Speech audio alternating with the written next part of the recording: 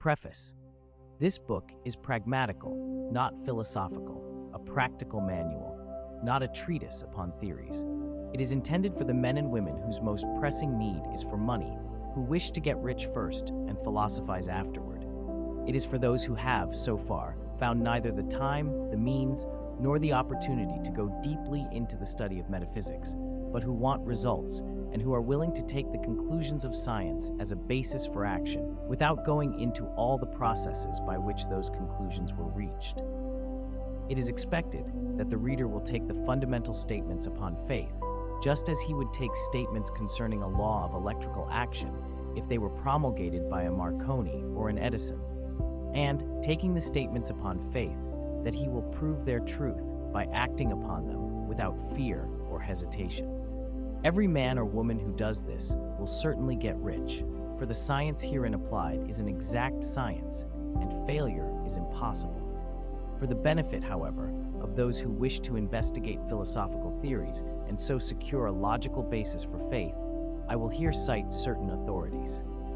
The monistic theory of the universe, the theory that one is all and that all is one, that one substance manifests itself as the seeming many elements of the material world, is of Hindu origin and has been gradually winning its way into the thought of the Western world for 200 years. It is the foundation of all the Oriental philosophies and of those of Descartes, Spinoza, Leibniz, Schopenhauer, Hegel, and Emerson. The reader who would dig to the philosophical foundations of this is advised to read Hegel and Emerson for himself. In writing this book, I have sacrificed all other considerations to plainness and simplicity of style so that all might understand. The plan of action laid down herein was deduced from the conclusions of philosophy. It has been thoroughly tested and bears the supreme test of practical experiment. It works. If you wish to know how the conclusions were arrived at, read the writings of the authors mentioned above, and if you wish to reap the fruits of their philosophies in actual practice, read this book and do exactly as it tells you to do. The author, Chapter 1, The Right to be Rich. Whatever may be said in praise of poverty, the fact remains that it is not possible to live a really complete or successful life unless one is rich.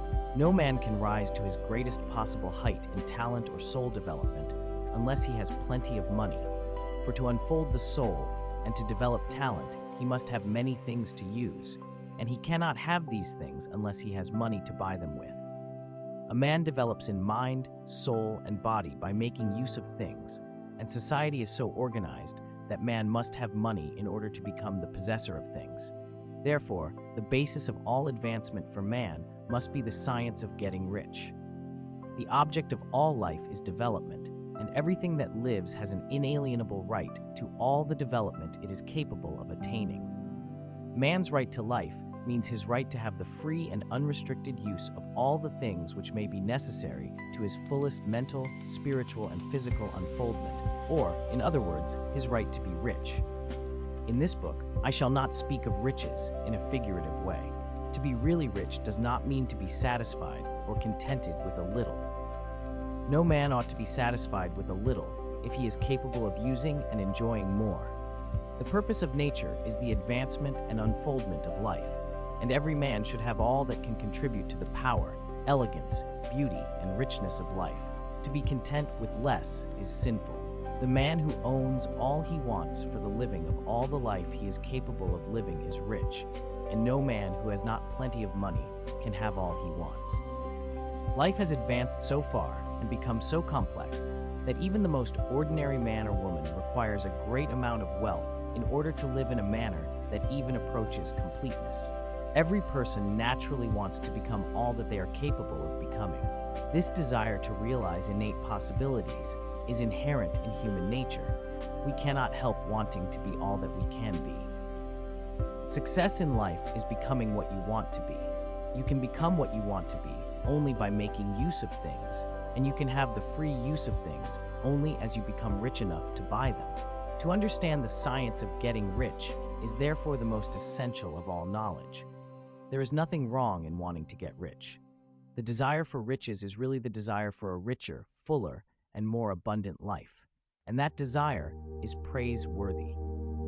The man who does not desire to live more abundantly is abnormal and so the man who does not desire to have money enough to buy all he wants is abnormal. There are three motives for which we live. We live for the body, we live for the mind, we live for the soul. No one of these is better or holier than the other. All are alike desirable, and no one of the three, body, mind, or soul, can live fully if either of the others is cut short of full life and expression. It is not right or noble to live only for the soul and deny mind or body, and it is wrong to live for the intellect and deny body or soul. We are all acquainted with the loathsome consequences of living for the body and denying both mind and soul, and we see that real life means the complete expression of all that man can give forth through body, mind, and soul. Whatever he can say, no man can be really happy or satisfied unless his body is living fully in every function, and unless the same is true of his mind and his soul. Wherever there is unexpressed possibility, or function not performed, there is unsatisfied desire. Desire is possibility-seeking expression, or function-seeking performance. Man cannot live fully in body without good food, comfortable clothing, and warm shelter, and without freedom from excessive toil. Rest and recreation are also necessary to his physical life. He cannot live fully in mind without books and time to study them, without opportunity for travel and observation, or without intellectual companionship. To live fully in mind, he must have intellectual recreations, and must surround himself with all the objects of art and beauty he is capable of using and appreciating. To live fully in soul, man must have love, and love is denied expression by poverty. A man's highest happiness is found in the bestowal of benefits on those he loves. Love finds its most natural and spontaneous expression in giving. The man who has nothing to give cannot fill his place as a husband or father, as a citizen, or as a man. It is in the use of material things that a man finds full life for his body, develops his mind, and unfolds his soul. It is therefore of supreme importance to him that he should be rich. It is perfectly right that you should desire to be rich. If you are a normal man or woman, you cannot help doing so. It is perfectly right that you should give your best attention to the science of getting rich, for it is the noblest and most necessary of all studies. If you neglect this study, you are derelict in your duty to yourself, to God and humanity. For you can render to God and humanity no greater service than to make the most of yourself. Chapter 2. There is a science of getting rich. There is a science of getting rich, and it is an exact science, like algebra or arithmetic. There are certain laws which govern the process of acquiring riches. Once these laws are learned and obeyed by any man, he will get rich with mathematical certainty. The ownership of money and property comes as a result of doing things in a certain way. Those who do things in this certain way, whether on purpose or accidentally, get rich, while those who do not do things in this certain way, no matter how hard they work or how able they are, remain poor. It is a natural law that like causes always produce like effects, and therefore any man or woman who learns to do things in this certain way will infallibly get rich. That the above statement is true is shown by the following facts. Getting rich is not a matter of environment, for if it were, all the people in certain neighborhoods would become wealthy. The people of one city would all be rich, while those of other towns would all be poor. Or the inhabitants of one state would roll in wealth, while those of an adjoining state would be in poverty. But everywhere we see rich and poor living side by side, in the same environment, and often engaged in the same vocations. When two men are in the same locality and in the same business, and one gets rich while the other remains poor, it shows that getting rich is not primarily a matter of environment. Some environments may be more favorable than others, but when two men in the same business are in the same neighborhood, and one gets rich while the other fails, it indicates that getting rich is the result of doing things in a certain way. And further, the ability to do things in this certain way is not due solely to the possession of talent, for many people who have great talent remain poor, while others who have very little talent get rich. Studying the people who have got rich, we find that they are an average lot in all respects, having no greater talents and abilities than other men. It is evident that they do not get rich because they possess talents and abilities that other men have not, but because they happen to do things in a certain way. Getting rich is not the result of saving or thrift. Many very penurious people are poor, while free spenders often get rich. Nor is getting rich due to doing things which others fail to do. For two men in the same business often do almost exactly the same things, and one gets rich while the other remains poor or becomes bankrupt. From all these things, we must come to the conclusion that getting rich is the result of doing things in a certain way. If getting rich is the result of doing things in a certain way, and if like causes always produce like effects, then any man or woman who can do things in that way can become rich, and the whole matter is brought within the domain of exact science. The question arises here whether this certain way may not be so difficult that only a few may follow it. This cannot be true, as we have seen, so far as natural ability is concerned. Talented people get rich, and blockheads get rich. Intellectually brilliant people get rich, and very stupid people get rich. Physically strong people get rich, and weak and sickly people get rich. Some degree of ability to think and understand is, of course, essential, but in so far natural ability is concerned, any man or woman who has sense enough to read and understand these words can certainly get rich. Also, we have seen that it is not a matter of environment. Location counts for something. One would not go to the heart of the Sahara and expect to do successful business. Getting rich involves the necessity of dealing with men and of being where there are people to deal with. And if these people are inclined to deal in the way you want to deal, so much the better. But that is about as far as environment goes. If anybody else in your town can get rich, so can you. And if anybody else in your state can get rich, so can you. Again, it is not a matter of choosing some particular business or profession. People get rich in every business and in every profession, while their next-door neighbors in the same vocation remain in poverty. It is true that you will do best in a business which you like and which is congenial to you. And if you have certain talents which are well developed, you will do best in a business which calls for the exercise of those talents. Also, you will do best in a business which is suited to your locality. An ice cream parlor would do better in a warm climate than in Greenland, and a salmon fishery will succeed better in the Northwest than in Florida, where there are no salmon. But aside from these general limitations, getting rich is not dependent upon your engaging in some particular business, but upon your learning to do things in a certain way. If you are now in business, and anybody else in your locality is getting rich in the same business, while you are not getting rich, it is because you are not doing things in the same way that the other person is doing them. No one is prevented from getting rich by lack of capital. True, as you get capital, the increase becomes more easy and rapid, but one who has capital is already rich and does not need to consider how to become so. No matter how poor you may be, if you begin to do things in the certain way, you will begin to get rich, and you will begin to have capital. The getting of capital is a part of the process of getting rich, and it is a part of the result which invariably follows the doing of things in the certain way. You may be the poorest man on the continent and be deeply in debt. You may have neither friends, influence, nor resources. But if you begin to do things in this way, you must infallibly begin to get rich, for like causes must produce like effects. If you have no capital, you can get capital. If you are in the wrong business, you can get into the right business. If you are in the wrong location, you can go to the right location. And you can do so by beginning in your present business and in your present location to do things in the certain way which causes success. Chapter 3. Is opportunity monopolized?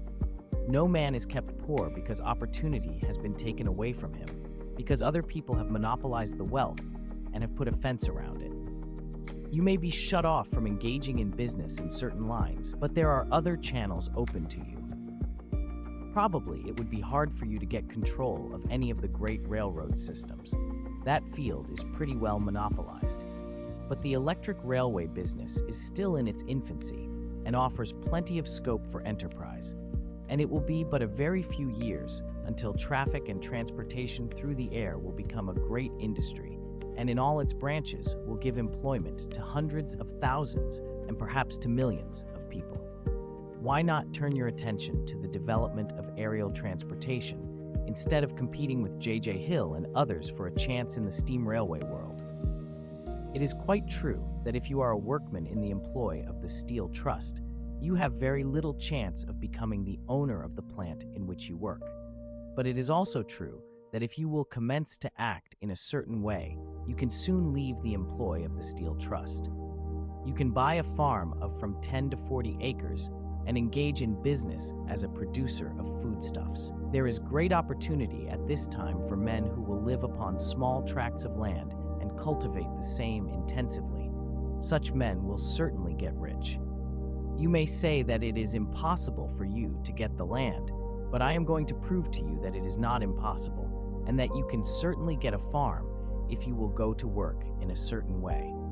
At different periods, the tide of opportunity sets in different directions, according to the needs of the whole and the particular stage of social evolution which has been reached. At present, in America, it is setting toward agriculture and the allied industries and professions.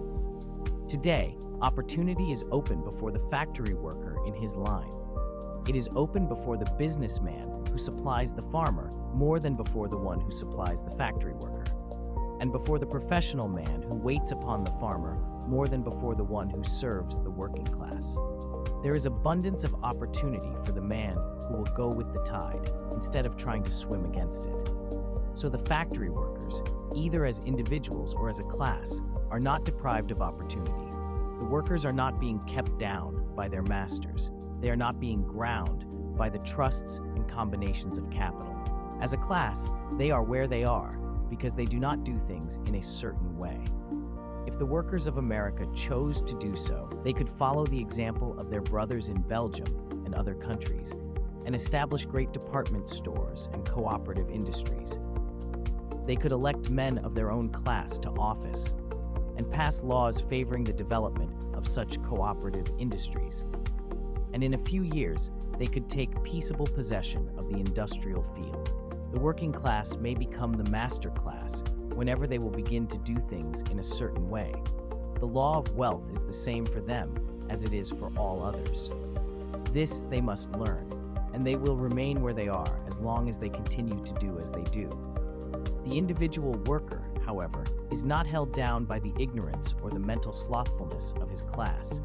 He can follow the tide of opportunity to riches, and this book will tell him how. No one is kept in poverty by a shortness in the supply of riches. There is more than enough for all.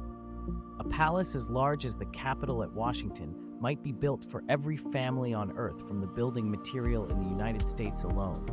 And under intensive cultivation, this country would produce wool, cotton, linen, and silk enough to clothe each person in the world finer than Solomon was arrayed in all his glory, together with food enough to feed them all luxuriously. The visible supply is practically inexhaustible, and the invisible supply really is inexhaustible. Everything you see on earth is made from one original substance, out of which all things proceed. New forms are constantly being made, and older ones are dissolving, but all are shapes assumed by one thing. There is no limit to the supply of formless stuff or original substance. The universe is made out of it, but it was not all used in making the universe. The spaces in, through, and between the forms of the visible universe are permeated and filled with the original substance, with the formless stuff, with the raw material of all things. 10,000 times as much as has been made might still be made, and even then we should not have exhausted the supply of universal raw material. No man, therefore, is poor because nature is poor, or because there is not enough to go around. Nature is an inexhaustible storehouse of riches. The supply will never run short. Original substance is alive with creative energy and is constantly producing more forms. When the supply of building material is exhausted, more will be produced. When the soil is exhausted, so that foodstuffs and materials for clothing will no longer grow upon it, it will be renewed, or more soil will be made. When all the gold and silver has been dug from the earth, if man is still in such a stage of social development that he needs gold and silver, more will be produced from the formless. The formless stuff responds to the needs of man. It will not let him be without any good thing. This is true of man collectively. The race as a whole is always abundantly rich, and if individuals are poor, it is because they do not follow the certain way of doing things, which makes the individual man rich. The formless stuff is intelligent. It is stuff which thinks. It is alive and is always impelled toward more life. It is the natural and inherent impulse of life to seek to live more. It is the nature of intelligence to enlarge itself, and of consciousness to seek to extend its boundaries and find fuller expression. The universe of forms has been made by formless living substance, throwing itself into form in order to express itself more fully. The universe is a great living presence, always moving inherently toward more life and fuller functioning. Nature is formed for the advancement of life. Its impelling motive is the increase of life. For this cause, everything which can possibly minister to life is bountifully provided. There can be no lack unless God is to contradict himself and nullify his own works. You are not kept poor by lack in the supply of riches. It is a fact which I shall demonstrate a little farther on, that even the resources of the formless supply are at the command of the man or woman who will act and think in a certain way. Chapter 4. The first principle in the science of getting rich thought is the only power which can produce tangible riches from the formless substance. The stuff from which all things are made is a substance which thinks, and a thought of form in this substance produces the form. Original substance moves according to its thoughts. Every form and process you see in nature is the visible expression of a thought in original substance. As the formless stuff thinks of a form, it takes that form. As it thinks of a motion, it makes that motion. That is the way all things were created. We live in a thought world, which is part of a thought universe. The thought of a moving universe extended throughout formless substance, and the thinking stuff moving according to that thought took the form of systems of planets and maintains that form. Thinking substance takes the form of its thought and moves according to the thought. Holding the idea of a circling system of suns and worlds, it takes the form of these bodies and moves them as it thinks. Thinking the form of a slow-growing oak tree, it moves accordingly and produces the tree, though centuries may be required to do the work. In creating, the formless seems to move according to the lines of motion it has established. The thought of an oak tree does not cause the instant formation of a full-grown tree, but it does start in motion the forces which will produce the tree, along established lines of growth. Every thought of form, held in thinking substance, causes the creation of the form, but always, or at least generally, along lines of growth and action already established. The thought of a house of a certain construction, if it were impressed upon formless substance, might not cause the instant formation of the house, but it would cause the turning of creative energies already working in trade and commerce into such channels as to result in the speedy building of the house. And if there were no existing channels through which the creative energy could work, then the house would be formed directly from primal substance, without waiting for the slow processes of the organic and inorganic world. No thought of form can be impressed upon original substance without causing the creation of the form. Man is a thinking center and can originate thought. All the forms that man fashions with his hands must first exist in his thought. He cannot shape a thing until he has thought that thing. And so far, man has confined his efforts wholly to the work of his hands. He has applied manual labor to the world of forms, seeking to change or modify those already existing. He has never thought of trying to cause the creation of new forms by impressing his thoughts upon formless substance. When man has a thought form, he takes material from the forms of nature and makes an image of the form which is in his mind. He has, so far, made little or no effort to cooperate with formless intelligence, to work with the Father. He has not dreamed that he can do what he seeth the Father doing. Man reshapes and modifies existing forms by manual labor. He has given no attention to the question whether he may not produce things from formless substance by communicating his thoughts to it. We propose to prove that he may do so, to prove that any man or woman may do so, and to show how. As our first step, we must lay down three fundamental propositions. First, we assert that there is one original formless stuff or substance from which all things are made. All the seemingly many elements are but different presentations of one element. All the many forms found in organic and inorganic nature are but different shapes made from the same stuff. And this stuff is thinking stuff. A thought held in it produces the form of the thought. Thought, in thinking substance, produces shapes. Man is a thinking center, capable of original thought. If man can communicate his thought to original thinking substance, he can cause the creation or formation of the thing he thinks about. To summarize this, there is a thinking stuff from which all things are made, and which, in its original state, permeates, penetrates, and fills the interspaces of the universe.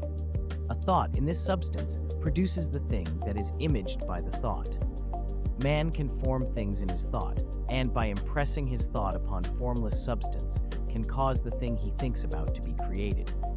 It may be asked if I can prove these statements, and without going into details, I answer that I can do so, both by logic and experience.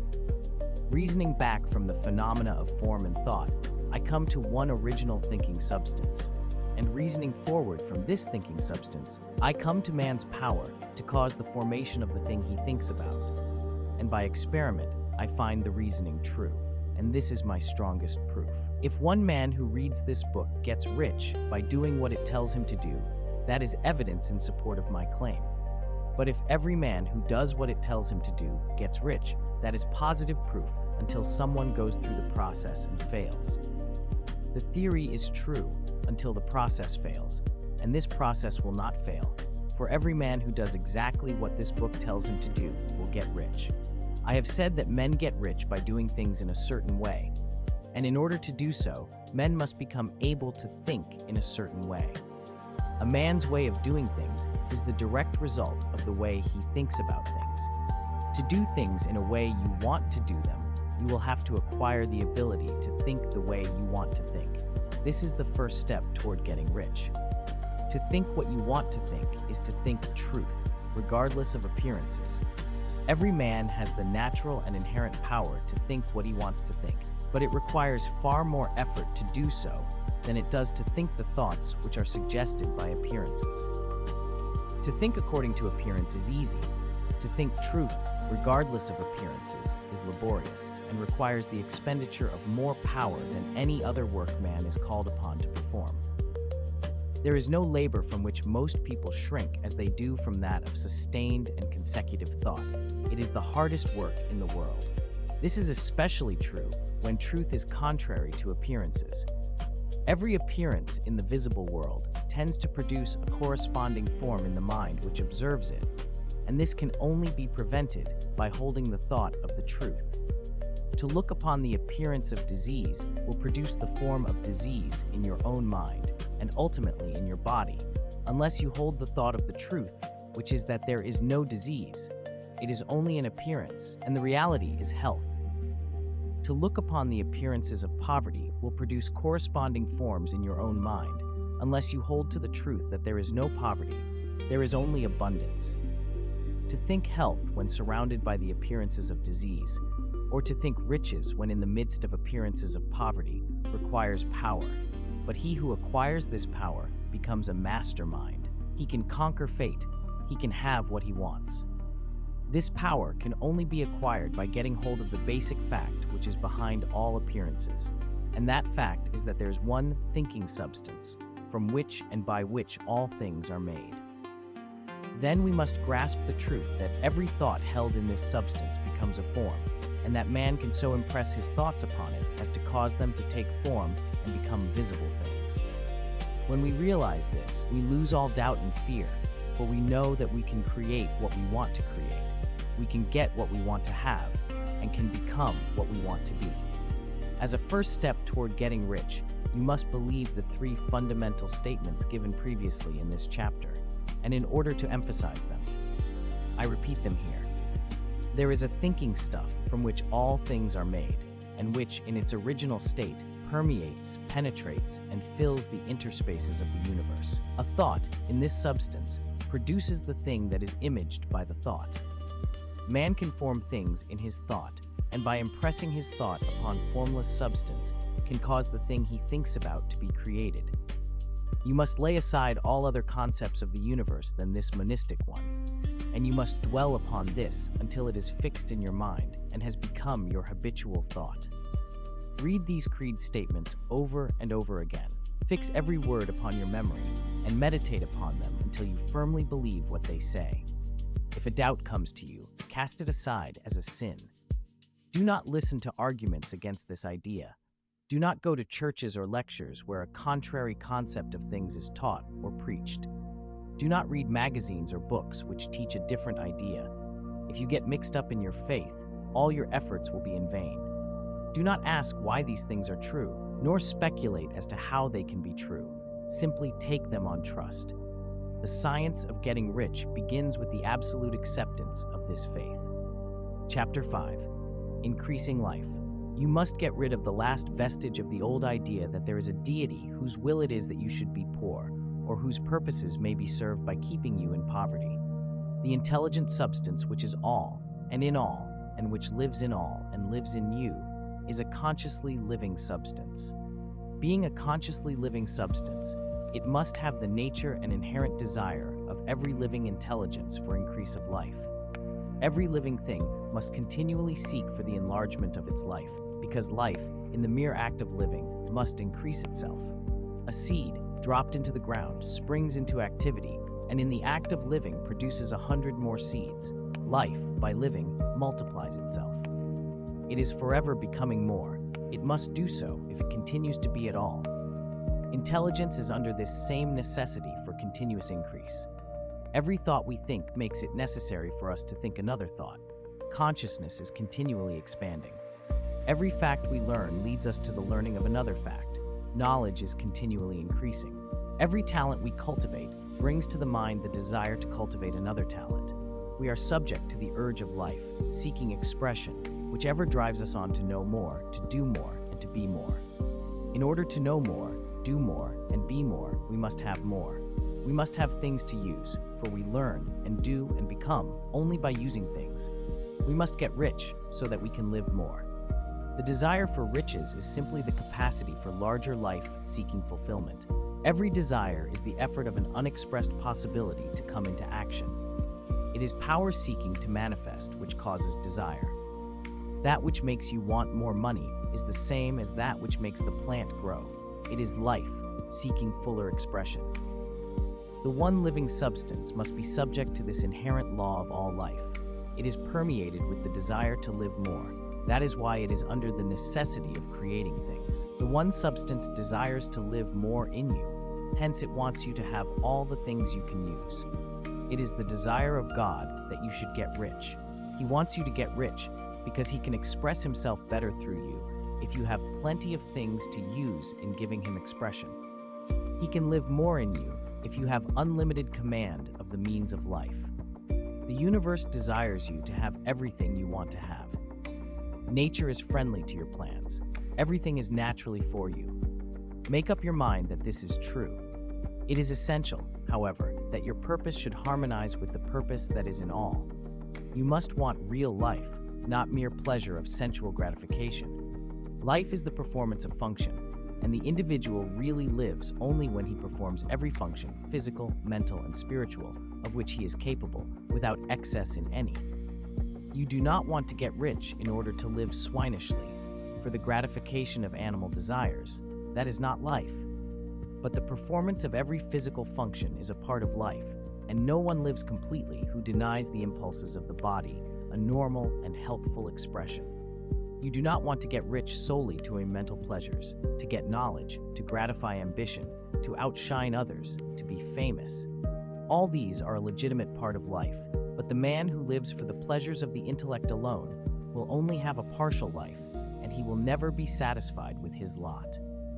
You do not want to get rich solely for the good of others, to lose yourself for the salvation of mankind, to experience the joys of philanthropy and sacrifice. The joys of the soul are only a part of life, and they are no better or nobler than any other part. You want to get rich in order that you may eat, drink, and be merry when it is time to do these things, in order that you may surround yourself with beautiful things, see distant lands, feed your mind, and develop your intellect, in order that you may love men and do kind things, and be able to play a good part in helping the world to find truth. But remember that extreme altruism is no better and no nobler than extreme selfishness. Both are mistakes. Get rid of the idea that God wants you to sacrifice yourself for others, and that you can secure His favor by doing so. God requires nothing of the kind. What He wants is that you should make the most of yourself, for yourself, and for others. And you can help others more by making the most of yourself than in any other way. You can make the most of yourself only by getting rich. So it is right and praiseworthy that you should give your first and best thought to the work of acquiring wealth. Remember, however, that the desire of substance is for all, and its movements must be for more life to all. It cannot be made to work for less life to any, because it is equally in all, seeking riches and life. Intelligent substance will make things for you, but it will not take things away from someone else and give them to you. You must get rid of the thought of competition. You are to create, not to compete for what is already created. You do not have to take anything away from anyone. You do not have to drive sharp bargains.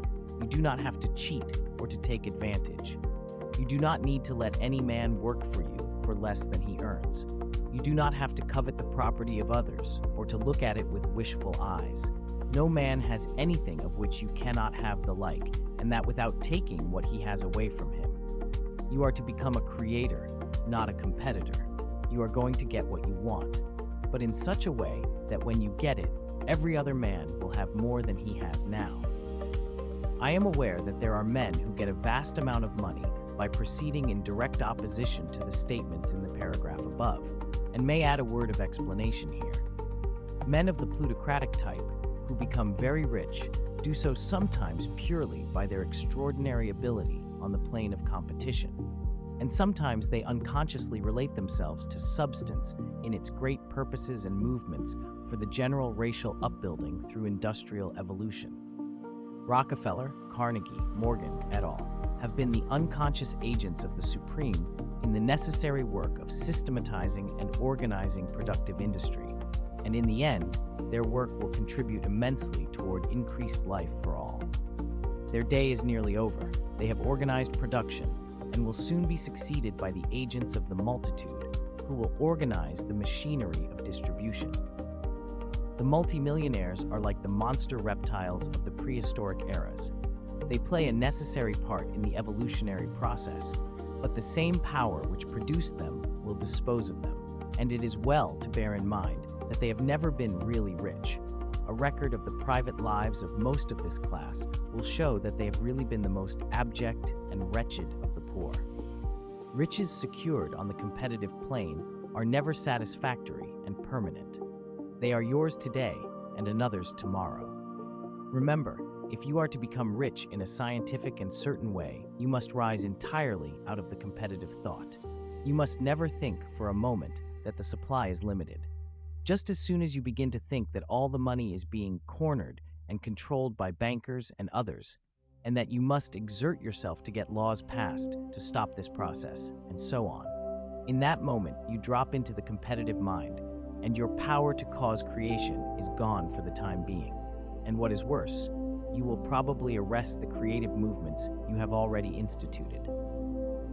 Know that there are countless millions of dollars worth of gold in the mountains of the earth, not yet brought to light. And know that if there were not, more would be created from thinking substance to supply your needs. Know that the money you need will come, even if it is necessary for 1,000 men to be led to the discovery of new gold mines tomorrow. Never look at the visible supply. Look always at the limitless riches in formless substance, and know that they are coming to you as fast as you can receive and use them. Nobody, by cornering the visible supply, can prevent you from getting what is yours. So never allow yourself to think for an instant that all the best building spots will be taken before you get ready to build your house, unless you hurry. Never worry about the trusts and combines, and get anxious for fear they will soon come to own the whole earth. Never get afraid that you will lose what you want because some other person beats you to it. That cannot possibly happen. You are not seeking anything that is possessed by anybody else.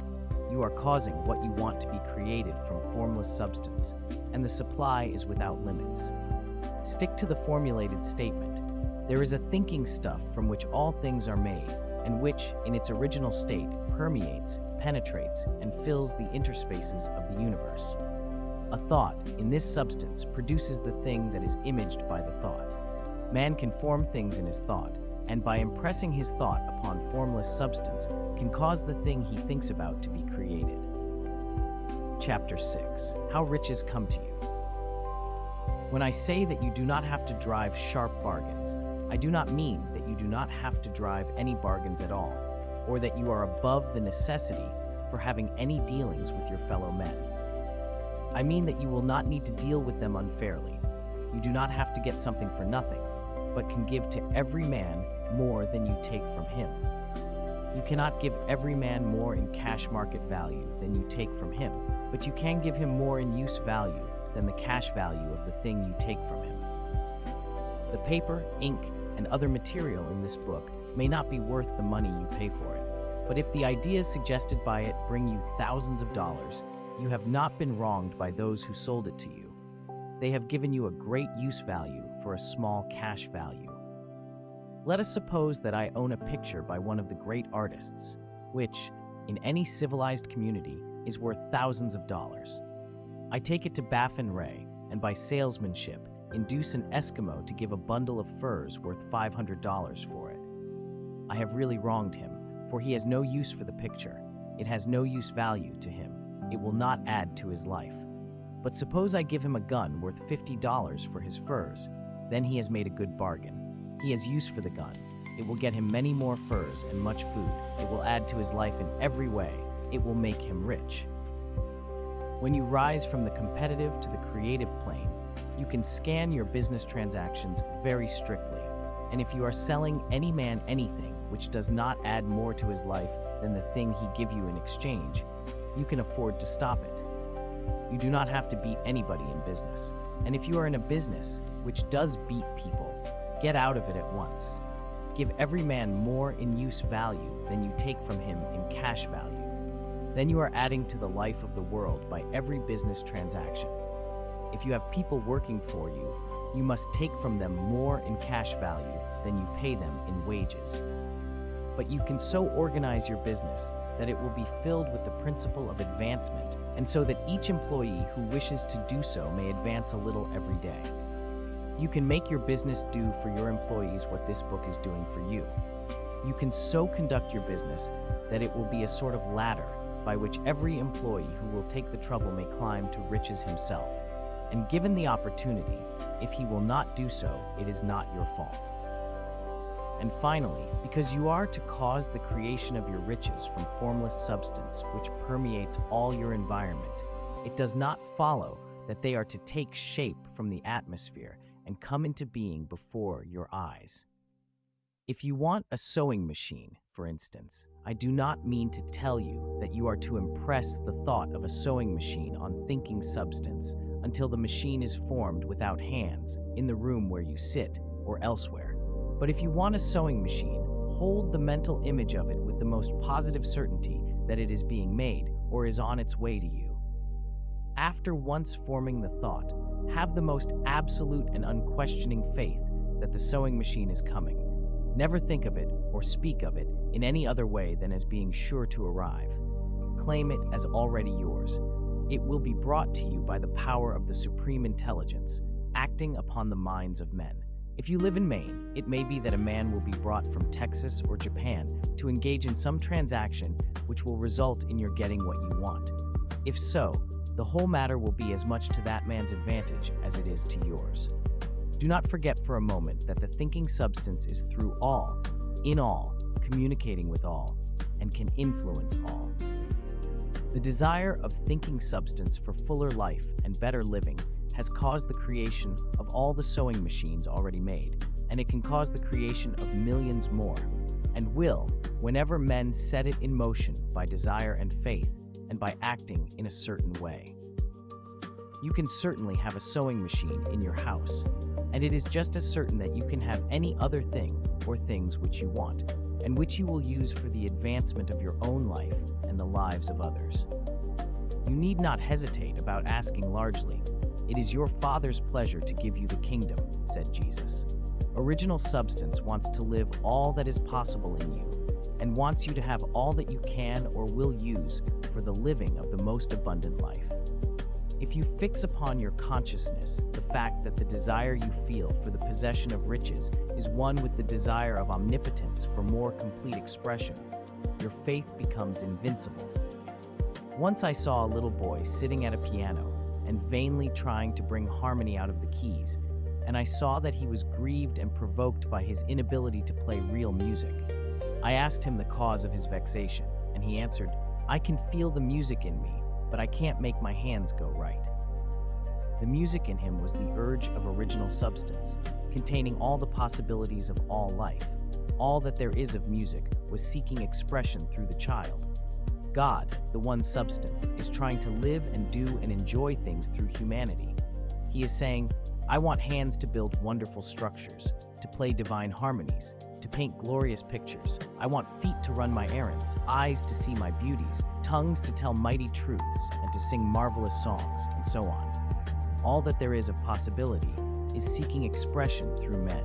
God wants those who can play music to have pianos and every other instrument, and to have the means to cultivate their talents to the fullest extent.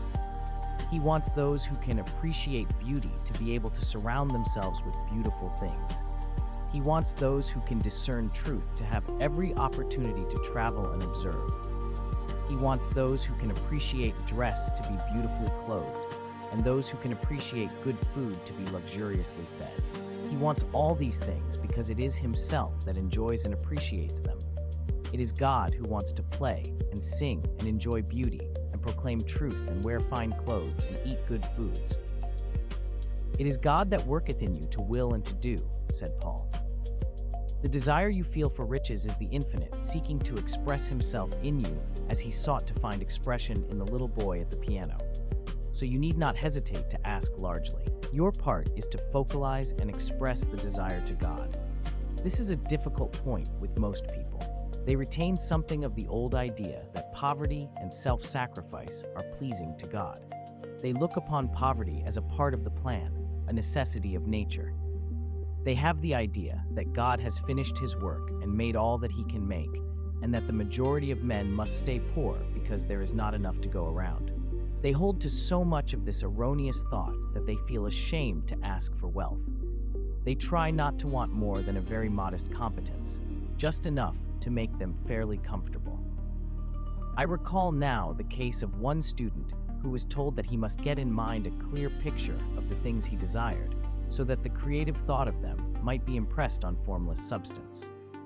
He was a very poor man, living in a rented house and having only what he earned from day to day, and he could not grasp the fact that all wealth was his.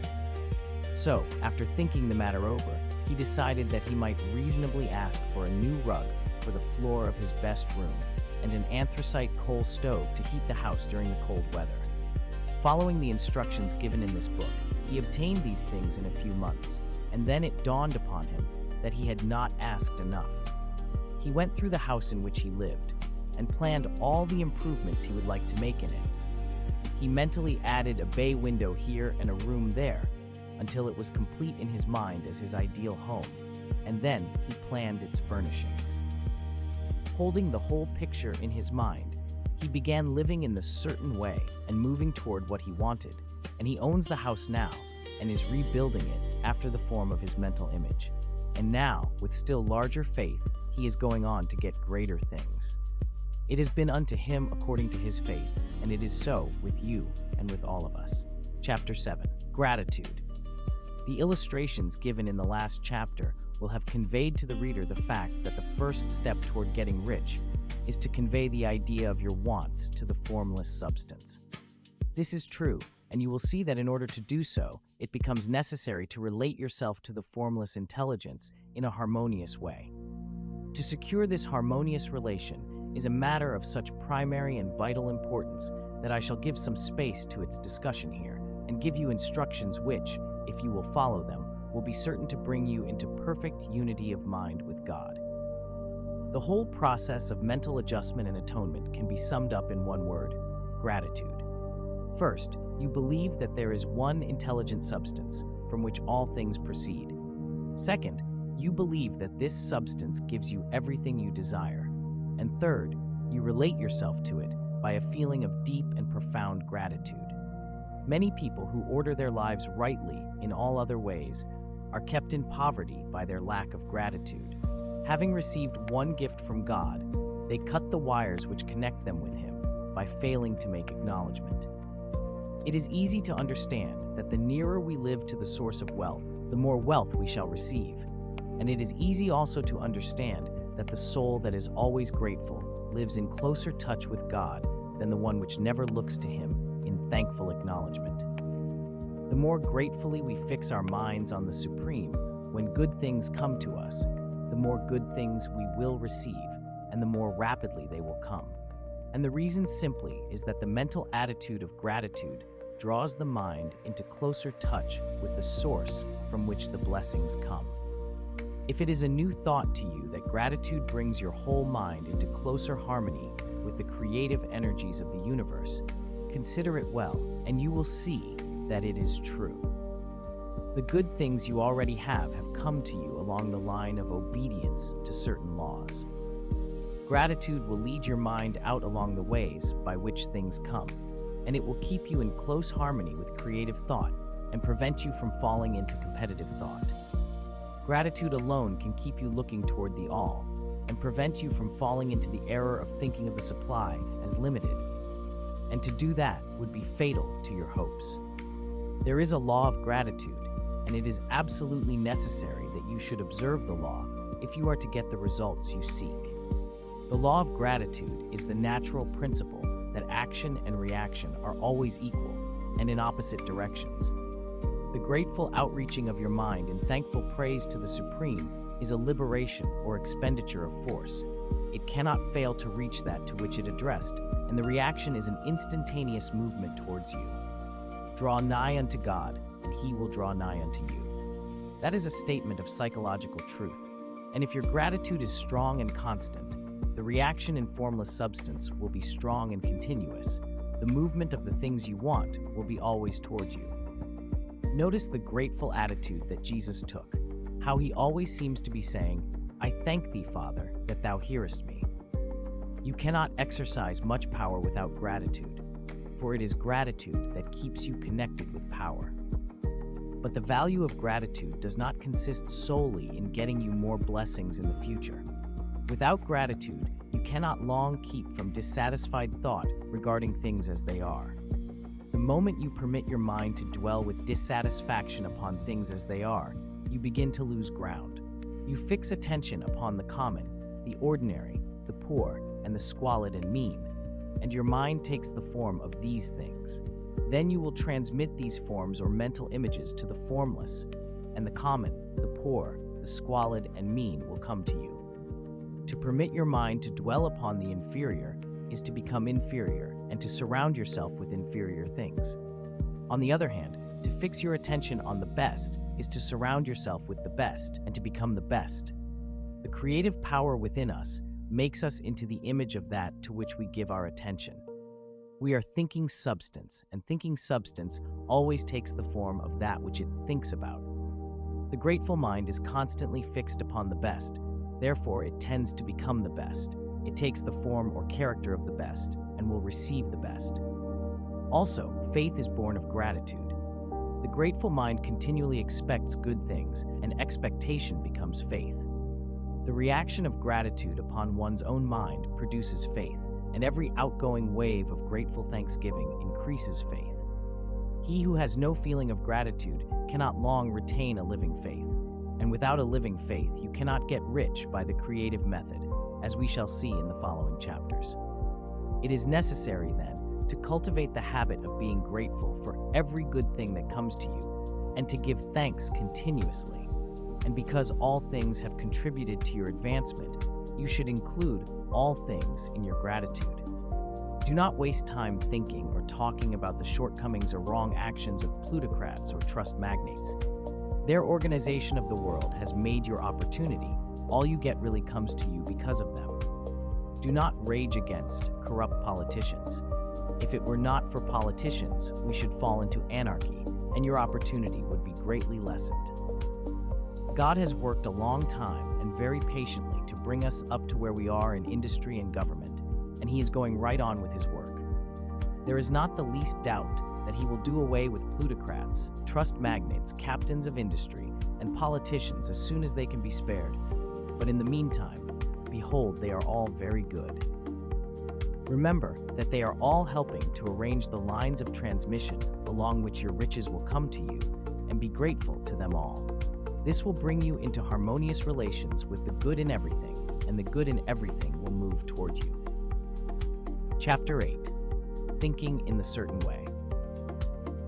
Turn back to Chapter 6 and read again the story of the man who formed a mental image of his house, and you will get a fair idea of the initial step toward getting rich. You must form a clear and definite mental picture of what you want.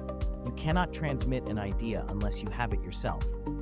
You must have it before you can give it, and many people fail to impress thinking substance because they have themselves only a vague and misty concept of the things they want to do, to have, or to become. It is not enough that you should have a general desire for wealth to do good with. Everybody has that desire. It is not enough that you should have a wish to travel, see things, live more, etc. Everybody has those desires also. If you were going to send a wireless message to a friend, you would not send the letters of the alphabet in their order and let him construct the message for himself, nor would you take words at random from the dictionary. You would send a coherent sentence, one which meant something. When you try to impress your wants upon substance, remember that it must be done by a coherent statement. You must know what you want and be definite.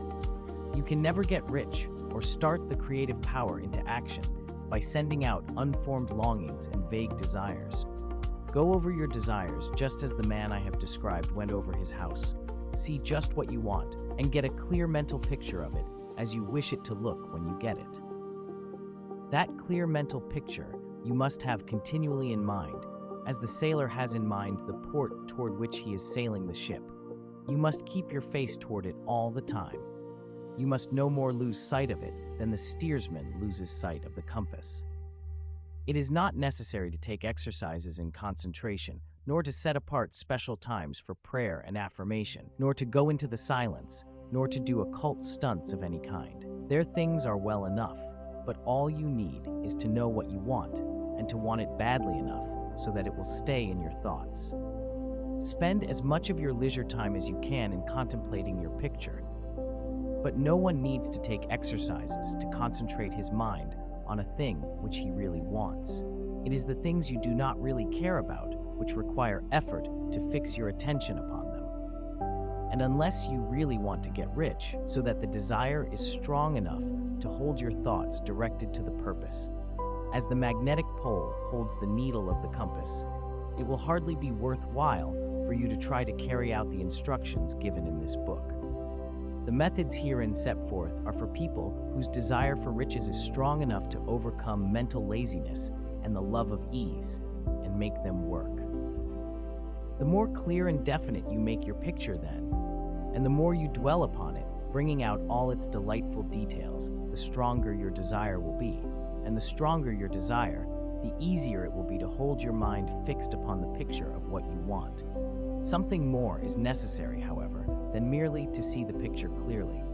If that is all you do, you are only a dreamer and will have little or no power for accomplishment. Behind your clear vision must be the purpose to realize it, to bring it out in tangible expression. And behind this purpose must be an invincible and unwavering faith that the thing is already yours, that it is at hand and you have only to take possession of it. Live in the new house, mentally, until it takes form around you physically. In the mental realm, enter at once into full enjoyment of the things you want. Whatsoever things ye ask for when ye pray, believe that ye receive them, and ye shall have them, said Jesus. See the things you want as if they were actually around you all the time. See yourself as owning and using them. Make use of them in imagination, just as you will use them when they are your tangible possessions. Dwell upon your mental picture until it is clear and distinct, and then take the mental attitude of ownership toward everything in that picture. Take possession of it, in mind, in the full faith that it is actually yours. Hold to this mental ownership. Do not waver for an instant in the faith that it is real. And remember what was said in a preceding chapter about gratitude. Be as thankful for it all the time as you expect to be when it has taken form. The man who can sincerely thank God for the things which as yet he owns only in imagination has real faith. He will get rich. He will cause the creation of whatsoever he wants. You do not need to pray repeatedly for things you want. It is not necessary to tell God about it every day. Use not vain repetitions as the heathen do, Jesus said to his pupils, for your Father knoweth that ye have need of these things before ye ask him. Your part is to intelligently formulate your desire for the things which make for a larger life, and to get these desire arranged into a coherent whole, and then to impress this whole desire upon the formless substance, which has the power and the will to bring you what you want. You do not make this impression by repeating strings of words.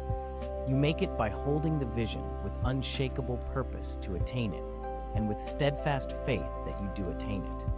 The answer to prayer is not according to your faith while you are talking, but according to your faith while you are working. You cannot impress the mind of God by having a special Sabbath day set apart to tell him what you want, and the forgetting him during the rest of the week. You cannot impress him by having special hours to go into your closet and pray, if you then dismiss the matter from your mind until the hour of prayer comes again. Oral prayer is well enough and has its effect, especially upon yourself, in clarifying your vision and strengthening your faith. But it is not your oral petitions which get you what you want. In order to get rich, you do not need a sweet hour of prayer. You need to pray without ceasing. And by prayer, I mean holding steadily to your vision with the purpose to cause its creation into solid form, and the faith that you are doing so. Believe that ye receive them. The whole matter turns on receiving, once you have clearly formed your vision. When you have formed it, it is well to make an oral statement, addressing the Supreme in reverent prayer, and from that moment you must in mind receive what you ask for. Live in the new house, wear the fine clothes, ride in the automobile, go on the journey, and confidently plan for greater journeys. Think and speak of all the things you have asked for in terms of actual present ownership. Imagine an environment and a financial condition exactly as you want them, and live all the time in that imaginary environment and financial condition. Mind, however, that you do not do this as a mere dreamer and castle builder. Hold to the faith that the imaginary is being realized, and to the purpose to realize it. Remember that it is faith and purpose in the use of the imagination which make the difference between the scientist and the dreamer. And having learned this fact, it is here that you must learn the proper use of the will. Chapter 9. How to use the will to set about getting rich in a scientific way. You do not try to apply your willpower to anything outside of yourself. You have no right to do so anyway. It is wrong to apply your will to other men and women in order to get them to do what you wish done. It is as flagrantly wrong to coerce people by mental power as it is to coerce them by physical power. If compelling people by physical force to do things for you reduces them to slavery, compelling them by mental means accomplishes exactly the same thing. The only difference is in methods. If taking things from people by physical force is robbery, then taking things by mental force is robbery also. There is no difference in principle. You have no right to use your willpower upon another person, even for his own good, for you do not know what is for his good. The science of getting rich does not require you to apply power or force to any other person in any way whatsoever. There is not the slightest necessity for doing so. Indeed, any attempt to use your will upon others will only tend to defeat your purpose. You do not need to apply your will to things in order to compel them to come to you. That would simply be trying to coerce God and would be foolish and useless, as well as irreverent.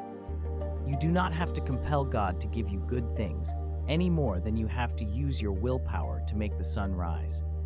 You do not have to use your willpower to conquer an unfriendly deity. or to make stubborn and rebellious forces do your bidding. Substance is friendly to you and is more anxious to give you what you want than you are to get it. To get rich, you need only to use your willpower upon yourself. When you know what to think and do, then you must use your will to compel yourself to think and do the right things. That is the legitimate use of the will in getting what you want, to use it in holding yourself to the right course. Use your will to keep yourself thinking and acting in a certain way. Do not try to project your will, or your thoughts, or your mind out into space to act on things or people. Keep your mind at home. It can accomplish more there than elsewhere. Use your mind to form a mental image of what you want and to hold that vision with faith and purpose, and use your will to keep your mind working in the right way. The more steady and continuous your faith and purpose, the more rapidly you will get rich, because you will make only positive impressions upon substance, and you will not neutralize or offset them by negative impressions. The picture of your desires, held with faith and purpose, is taken up by the formless and permeates it to great distances throughout the universe, for all I know. As this impression spreads, all things are set moving toward its realization. Every living thing, every inanimate thing, and the things yet uncreated are stirred toward bringing into being that which you want. All force begins to be exerted in that direction. All things begin to move toward you. The minds of people everywhere are influenced toward doing the things necessary to the fulfilling of your desires, and they work for you unconsciously. But you can check all this by starting a negative impression in the formless substance. Doubt or unbelief is as certain to start a movement away from you as faith and purpose are to start one toward you. It is by not understanding this that most people who try to make use of mental science in getting rich make their failure. Every hour and moment you spend in giving heed to doubts and fears, every hour you spend in worry, every hour in which your soul is possessed by unbelief, sets a current away from you in the whole domain of intelligent substance. All the promises are unto them that believe, and unto them only. Notice how insistent Jesus was upon this point of belief, and now you know the reason why. Since belief is all important, it behooves you to guard your thoughts, and as your beliefs will be shaped to a very great extent by the things you observe and think about, it is important that you should command your attention. And here the will comes into use, for it is by your will that you determine upon what things your attention shall be fixed. If you want to become rich, you must not make a study of poverty. Things are not brought into being by thinking about their opposites. Health is never to be attained by studying disease and thinking about disease. Righteousness is not to be promoted by studying sin and thinking about sin. And no one ever got rich by studying poverty and thinking about poverty. Medicine as a science of disease has increased disease. Religion as a science of sin has promoted sin, and economics as a study of poverty will fill the world with wretchedness and want. Do not talk about poverty, do not investigate it or concern yourself with it. Never mind what its causes are, you have nothing to do with them. What concerns you is the cure. Do not spend your time in charitable work or charity movements. All charity only tends to perpetuate the wretchedness it aims to eradicate. I do not say that you should be hard-hearted or unkind and refuse to hear the cry of need, but you must not try to eradicate poverty in any of the conventional ways. Put poverty behind you and put all that pertains to it behind you and make good. Get rich, that is the best way you can help the poor. And you cannot hold the mental image which is to make you rich if you fill your mind with pictures of poverty. Do not read books or papers which give circumstantial accounts of the wretchedness of the tenement dwellers, of the horrors of child labor, and so on. Do not read anything which fills your mind with gloomy images of want and suffering.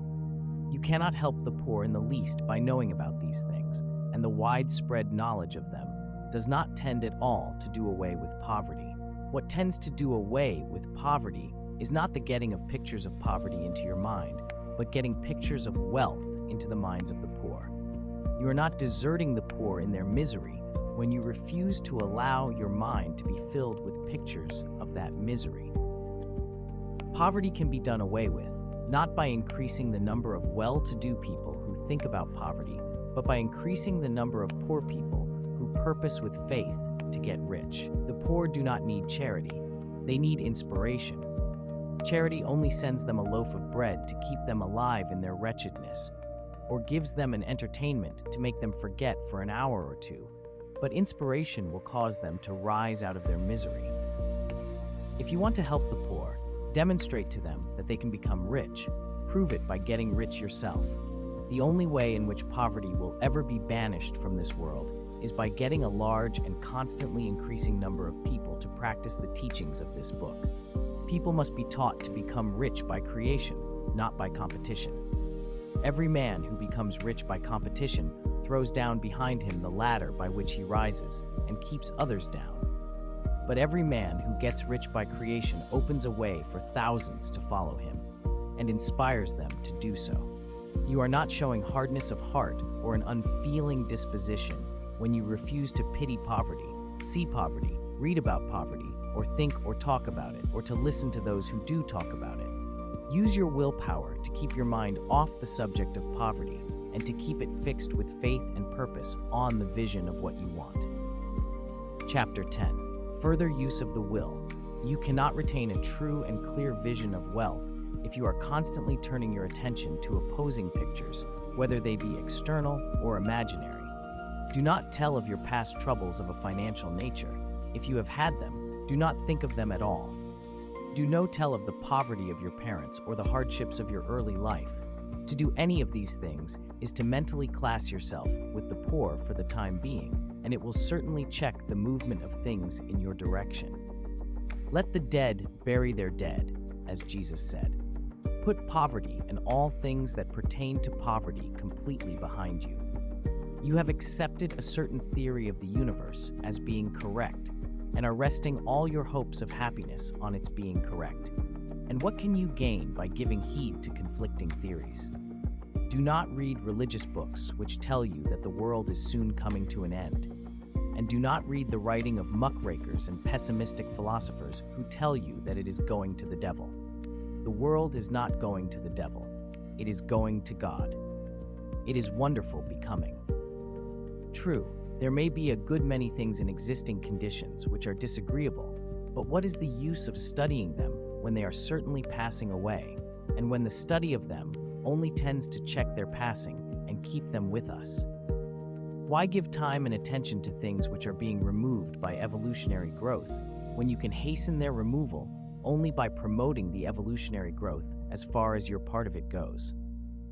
No matter how horrible and seeming may be the conditions in certain countries, sections, or places, you waste your time and destroy your own chances by considering them.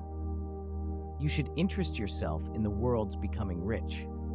Think of the riches the world is coming into, instead of the poverty it is growing out of. And bear in mind that the only way in which you can assist the world in growing rich is by growing rich yourself through the creative method, not the competitive one. Give your attention wholly to riches. Ignore poverty. Whenever you think or speak of those who are poor, think and speak of them as those who are becoming rich, as those who are to be congratulated rather than pitied. Then they and others will catch the inspiration and begin to search for the way out. Because I say that you are to give your whole time and mind and thought to riches, it does not follow that you are to be sordid or mean. To become really rich is the noblest aim you can have in life, for it includes everything else. On the competitive plane, the struggle to get rich is a godless scramble for power over other men. But when we come into the creative mind, all this is changed. All that is possible in the way of greatness and soul unfoldment, of service and lofty endeavor, comes by way of getting rich. All is made possible by the use of things. If you lack for physical health, you will find that the attainment of it is conditional on your getting rich. Only those who are emancipated from financial worry and who have the means to live a carefree existence and follow hygienic practices can have and retain health. Moral and spiritual greatness is possible only to those who are above the competitive battle for existence, and only those who are becoming rich on the plane of creative thought are free from the degrading influences of competition. If your heart is set on domestic happiness, remember that love flourishes best where there is refinement, a high level of thought, and freedom from corrupting influences. And these are to be found only where riches are attained by the exercise of creative thought, without strife or rivalry. You can aim at nothing so great or noble, I repeat, as to become rich, and you must fix your attention upon your mental picture of riches, to the exclusion of all that may tend to dim or obscure the vision. You must learn to see the underlying truth in all things. You must see beneath all seemingly wrong conditions the great one life ever moving forward toward fuller expression and more complete happiness. It is the truth that there is no such thing as poverty, that there is only wealth. Some people remain in poverty because they are ignorant of the fact that there is wealth for them, and these can best be taught by showing them the way to affluence in your own person and practice. Others are poor because while they feel that there is a way out, they are too intellectually indolent to put forth the mental effort necessary to find that way, and by travel it. And for these, the very best thing you can do is to arouse their desire by showing them the happiness that comes from being rightly rich. Others still are poor because, while they have some notion of science, they have become so swamped and lost in the maze of metaphysical and occult theories that they do not know which road to take. They try a mixture of many systems and fail in all. For these, again, the very best thing to do is to show the right way in your own person and practice. An ounce of doing things is worth a pound of theorizing. The very best thing you can do for the whole world is to make the most of yourself.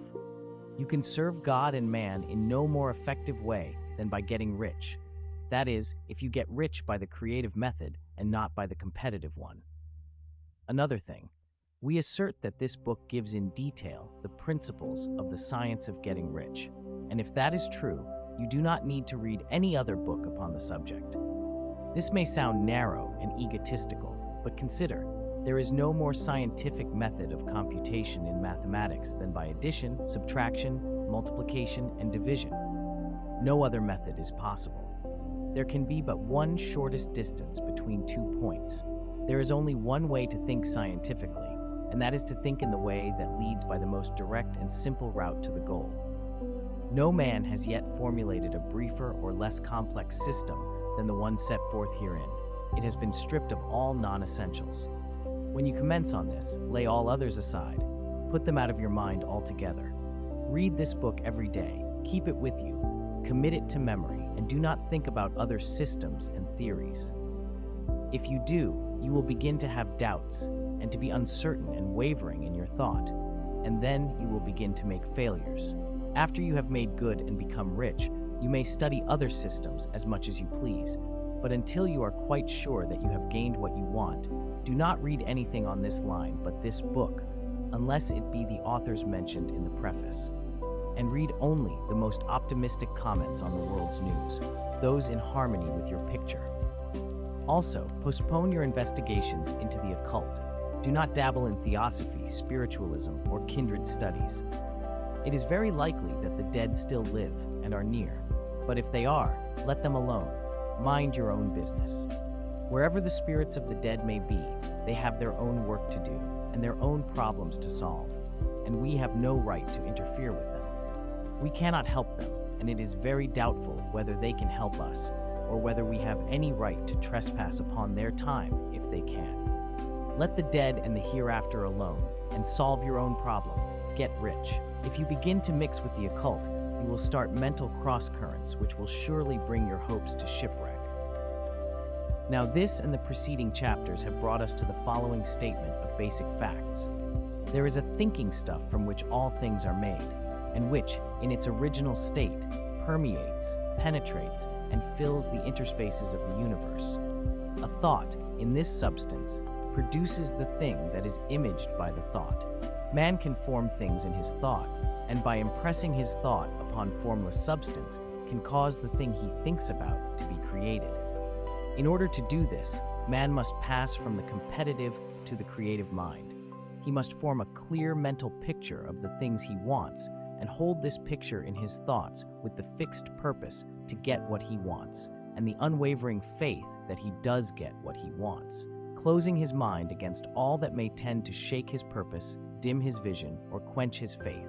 And in addition to all this, we shall now see that he must live and act in a certain way.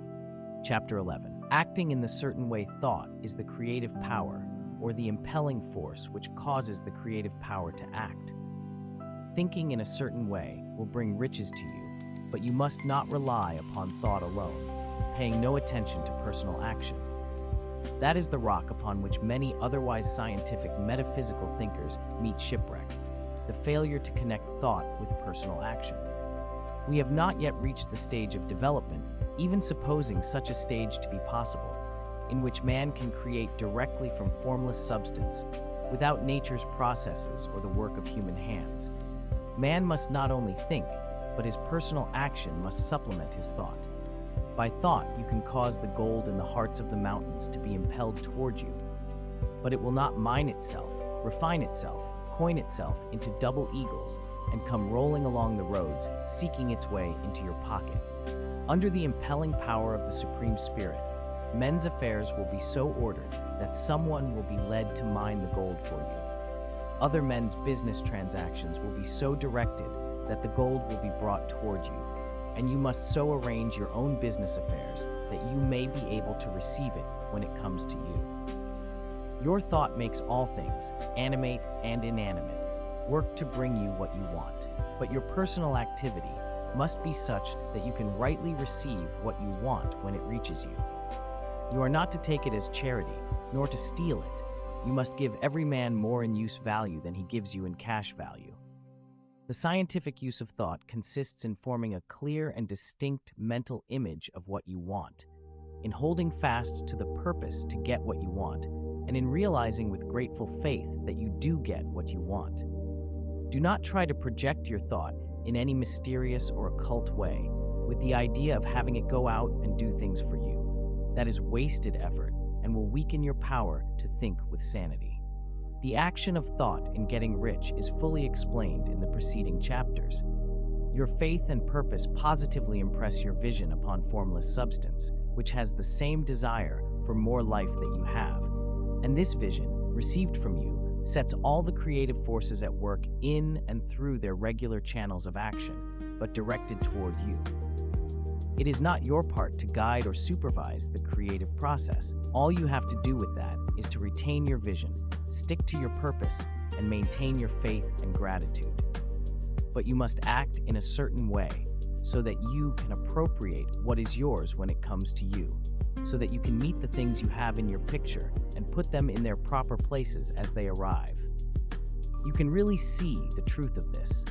When things reach you, they will be in the hands of other men who will ask an equivalent for them. And you can only get what is yours by giving the other man what is his. Your pocketbook is not going to be transformed into a Fortunata's purse, which shall be always full of money without effort on your part. This is the crucial point in the science of getting rich, right here, where thought and personal action must be combined. There are very many people who, consciously or unconsciously, set the creative forces in action by the strength and persistence of their desires, but who remain poor because they do not provide for the reception of the thing they want when it comes. By thought, the thing you want is brought to you. By action, you receive it. Whatever your action is to be, it is evident that you must act now. You cannot act in the past, and it is essential to the clearness of your mental vision that you dismiss the past from your mind. You cannot act in the future, for the future is not here yet. And you cannot tell how you will want to act in any future contingency until that contingency has arrived. Because you are not in the right business or the right environment now, do not think that you must postpone action until you get into the right business or environment. And do not spend time in the present taking thought as to the best course in possible future emergencies. Have faith in your ability to meet any emergency when it arrives. If you act in the present with your mind on the future, your present action will be with a divided mind and will not be effective. Put your whole mind into present action. Do not give your creative impulse to original substance, and then sit down and wait for results. If you do, you will never get them. Act now. There is never any time but now. and there never will be any time but now. If you are ever to begin to make ready for the reception of what you want, you must begin now. And your action, whatever it is, must most likely be in your present business or employment, and must be upon the persons and things in your present environment.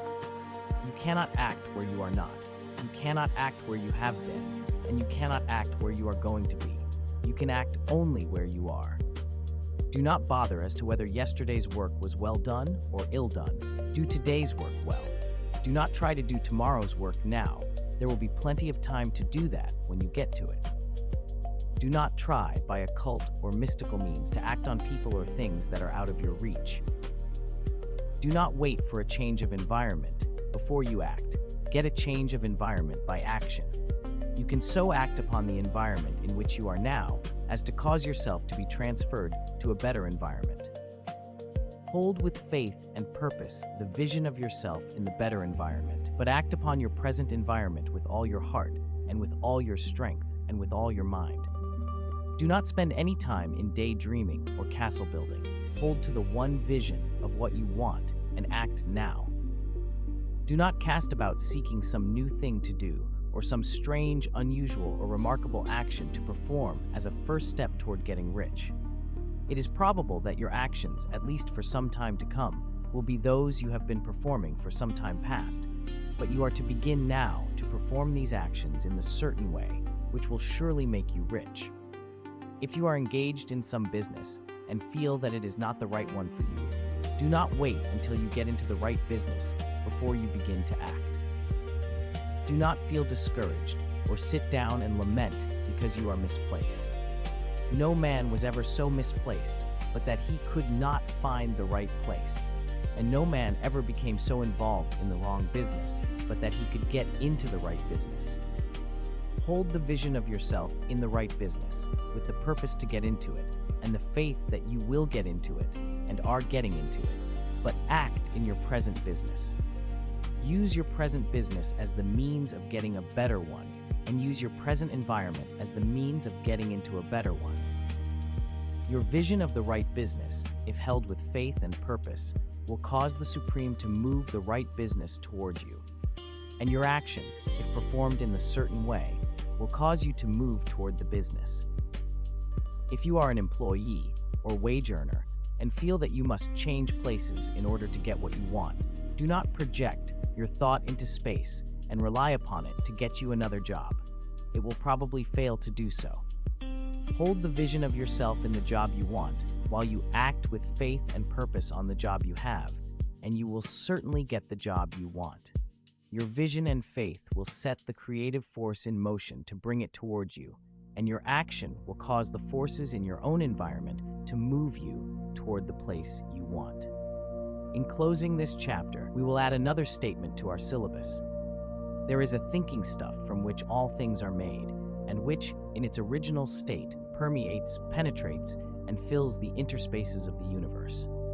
A thought, in this substance, produces the thing that is imaged by the thought. Man can form things in his thought, and by impressing his thought upon formless substance, can cause the thing he thinks about to be created. In order to do this, man must pass from the competitive to the creative mind. He must form a clear mental picture of the things he wants, and hold this picture in his thoughts with the fixed purpose to get what he wants, and the unwavering faith that he does get what he wants, closing his mind to all that may tend to shake his purpose, dim his vision, or quench his faith. That he may receive what he wants when it comes, man must act now upon the people and things in his present environment. Chapter 12. Efficient action. You must use your thought as directed in previous chapters and begin to do what you can do where you are, and you must do all that you can do where you are. You can advance only by being larger than your present place, and no man is larger than his present place who leaves undone any of the work pertaining to that place. The world is advanced only by those who more than fill their present places. If no man quite filled his present place, you can see that there must be a going backward in everything. Those who do not quite fill their present places are dead weight upon society, government, commerce, and industry. They must be carried along by others at a great expense. The progress of the world is retarded only by those who do not fill the places they are holding. They belong to a former age and a lower stage or plane of life, and their tendency is toward degeneration. No society could advance if every man was smaller than his place. Social evolution is guided by the law of physical and mental evolution. In the animal world, evolution is caused by excess of life. When an organism has more life than can be expressed in the functions of its own plane, it develops the organs of a higher plane, and a new species is originated. There never would have been new species had there not been organisms which more than filled their places. The law is exactly the same for you. Your getting rich depends upon your applying this principle to your own affairs. Every day is either a successful day or a day of failure, and it is the successful days which get you what you want. If every day is a failure, you can never get rich, while if every day is a success, you cannot fail to get rich. If there is something that may be done today, and you do not do it, you have failed in so far as that thing is concerned, and the consequences may be more disastrous than you imagine. You cannot foresee the results of even the most trivial act. You do not know the workings of all the forces that have been set moving in your behalf. Much may be depending on your doing some simple act. It may be the very thing which is to open the door of opportunity to very great possibilities. You can never know all the combinations which supreme intelligence is making for you in the world of things and of human affairs.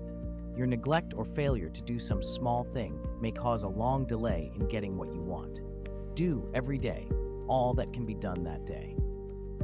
There is, however, a limitation or qualification of the above that you must take into account. You are not to overwork, nor to rush blindly into your business in the effort to do the greatest possible number of things in the shortest possible time. You are not to try to do tomorrow's work today, nor to do a week's work in a day. It is really not the number of things you do, but the efficiency of each separate action that counts. Every act is, in itself, either a success or a failure. Every act is, in itself, either effective or inefficient. Every inefficient act is a failure, and if you spend your life in doing inefficient acts, your whole life will be a failure.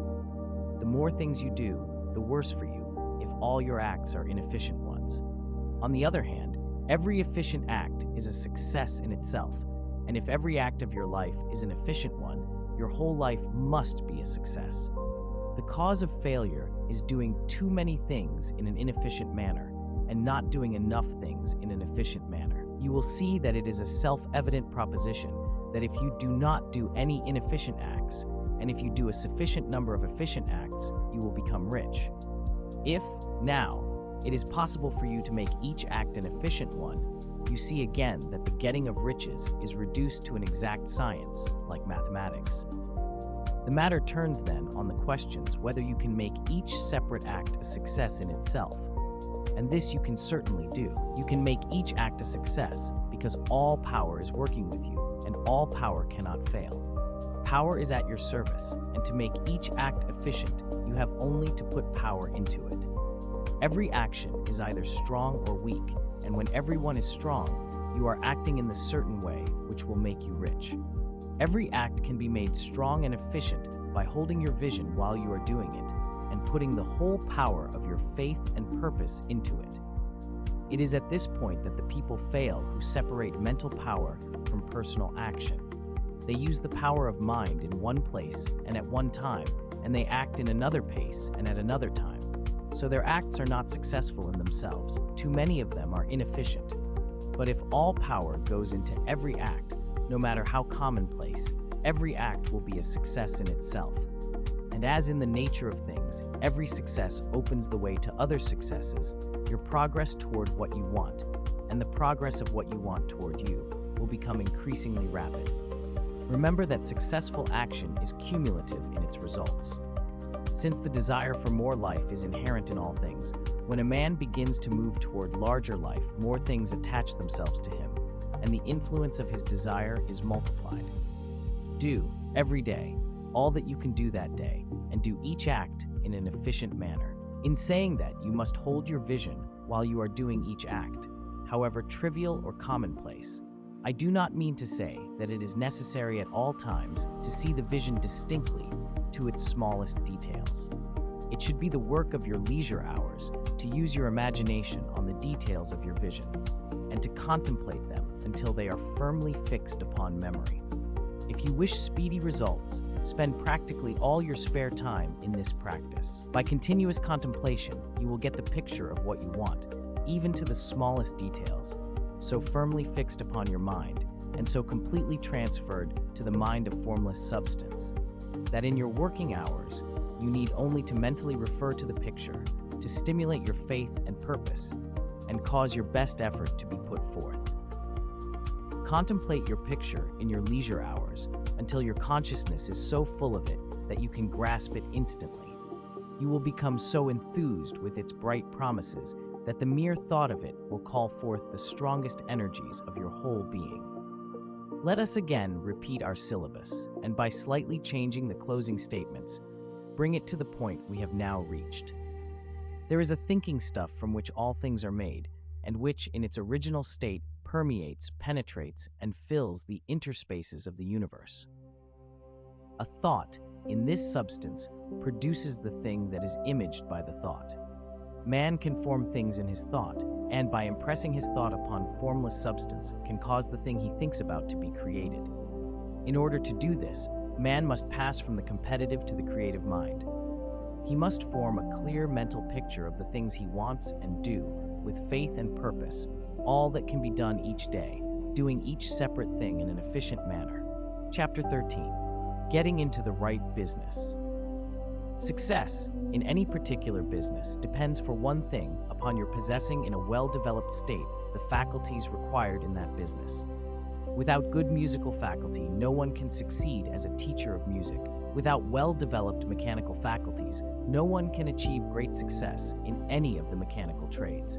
Without tact and the commercial faculties, no one can succeed in mercantile pursuits. But to possess, in a well-developed state, the faculties required in your particular vocation does not ensure getting rich. There are musicians who have remarkable talent and who yet remain poor. There are blacksmiths, carpenters, and so on, who have excellent mechanical ability, but who do not get rich. And there are merchants with good faculties for dealing with men who nevertheless fail. The different faculties are tools. It is essential to have good tools, but it is also essential that the tools should be used in the right way. One man can take a sharp saw, a square, a good plane, and so on, and build a handsome article of furniture. Another man can take the same tools and set to work to duplicate the article, but his production will be a botch. He does not know how to use good tools in a successful way. The various faculties of your mind are the tools with which you must do the work which is to make you rich. It will be easier for you to succeed if you get into a business for which you are well equipped with mental tools. Generally speaking, you will do best in that business which will use your strongest faculties, the one for which you are naturally best fitted. But there are limitations to this statement also. No man should regard his vocation as being irrevocably fixed by the tendencies with which he was born. You can get rich in any business, for if you have not the right talent, for you can develop that talent, it merely means that you will have to make your tools as you go along, instead of confining yourself to the use of those with which you were born. It will be easier for you to succeed in a vocation for which you already have the talents in a well-developed state. But you can succeed in any vocation, for you can develop any rudimentary talent, and there is no talent of which you have not at least the rudiment. You will get rich most easily in point of effort if you do that for which you are best fitted, but you will get rich most satisfactorily if you do that which you want to do. Doing what you want to do is life, and there is no real satisfaction in living if we are compelled to be forever doing something which we do not like to do and can never do what we want to do. And it is certain that you can do what you want to do. The desire to do it is proof that you have within you the power which can do it. Desire is a manifestation of power. The desire to play music is the power which can play music, seeking expression and development. The desire to invent mechanical devices is the mechanical talent seeking expression and development. Where there is no power, either developed or undeveloped, to do a thing, there is never any desire to do that thing. And where there is strong desire to do a thing, it is certain proof that the power to do it is strong, and only requires to be developed and applied in the right way. All things else being equal, it is best to select the business for which you have the best developed talent. But if you have a strong desire to engage in any particular line of work, you should select that work as the ultimate end at which you aim. You can do what you want to do, and it is your right and privilege to follow the business or avocation which will be most congenial and pleasant. You are not obliged to do what you do not like to do, and should not do it except as a means to bring you to the doing of the thing you want to do. If there are past mistakes whose consequences have placed you in an undesirable business or environment, you may be obliged for some time to do what you do not like to do, but you can make the doing of it pleasant by knowing that it is making it possible for you to come to the doing of what you want to do. If you feel that you are not in the right vocation, do not act too hastily in trying to get into another one. The best way, generally, to change business or environment is by growth. Do not be afraid to make a sudden and radical change if the opportunity is presented and you feel after careful consideration that it is the right opportunity. But never take sudden or radical action when you are in doubt as to the wisdom of doing so. There is never any hurry on the creative plane, and there is no lack of opportunity. When you get out of the competitive mind, you will understand that you never need to act hastily. No one else is going to beat you to the thing you want to do. There is enough for all. If one space is taken, another and a better one will be opened for you a little farther on. There is plenty of time. When you are in doubt, wait. Fall back on the contemplation of your vision and increase your faith and purpose. And by all means, in times of doubt and indecision, cultivate gratitude. A day or two spent in contemplating the vision of what you want and in earnest thanksgiving that you are getting it will bring your mind into such close relationship with the Supreme that you will make no mistake when you do act. There is a mind which knows all there is to know, and you can come into close unity with this mind by faith and the purpose to advance in life if you have deep gratitude. Mistakes come from acting hastily, or from acting in fear or doubt, or in forgetfulness of the right motive, which is more life to all and less to none. As you go on in the certain way, opportunities will come to you in increasing number, and you will need to be very steady in your faith and purpose, and to keep in close touch with the All-Mind by reverent gratitude. Do all that you can do in a perfect manner every day, but do it without haste, worry, or fear. Go as fast as you can, but never hurry. Remember that in the moment you begin to hurry, you cease to be a creator and become a competitor. You drop back upon the old plane again. Whenever you find yourself hurrying, call a halt, fix your attention on the mental image of the thing you want, and begin to give thanks that you are getting it. The exercise of gratitude will never fail to strengthen your faith and renew your purpose. Chapter 14. The Impression of Increase. Whether you change your vocation or not, your actions for the present must be those pertaining to the business in which you are now engaged. You can get into the business you want by making constructive use of the business you are already established in, by doing your daily work in a certain way, and insofar as your business consists in dealing with other men, whether personally or by letter, the key thought of all your efforts must be to convey to their minds the impression of increase. Increase is what all men and all women are seeking. It is the urge of the formless intelligence within them, seeking fuller expression. The desire for increase is inherent in all nature. It is the fundamental impulse of the universe. All human activities are based on the desire for increase. People are seeking more food, more clothes, better shelter, more luxury, more beauty, more knowledge, more pleasure, increase in something, more life. Every living thing is under this necessity for continuous advancement. Where increase of life ceases, dissolution and death set in at once. Man instinctively knows this, and hence he is forever seeking more. This law of perpetual increase is set forth by Jesus in the parable of the talents. Only those who gain more retain any. From him who hath not shall be taken away even that which he hath. The normal desire for increased wealth is not an evil or a reprehensible thing. It is simply the desire for more abundant life. It is aspiration. And because it is the deepest instinct of their natures, all men and women are attracted to him who can give them more of the means of life. In following the certain way, as described in the foregoing pages, you are getting continuous increase for yourself, and you are giving it to all with whom you deal. You are a creative center, from which increase is given off to all. Be sure of this, and convey assurance of the fact to every man, woman, and child with whom you come in contact. No matter how small the transaction, even if it be only the selling of a stick of candy to a little child, put into it the thought of increase, and make sure that the customer is impressed with the thought. Convey the impression of advancement with everything you do, so that all people shall receive the impression that you are an advancing man, and that you advance all who deal with you. Even to the people whom you meet in a social way, without any thought of business, and to whom you do not try to sell anything, give the thought of increase. You can convey this impression by holding the unshakable faith that you, yourself, are in the way of increase, and by letting this faith inspire, fill, and permeate every action. Do everything that you do in the firm conviction that you are an advancing personality, and that you are giving advancement to everybody. Feel that you are getting rich, and that in so doing you are making others rich and conferring benefits on all. Do not boast or brag of your success, or talk about it unnecessarily. True faith is never boastful. Wherever you find a boastful person, you find one who is secretly doubtful and afraid. Simply feel the faith and let it work out in every transaction.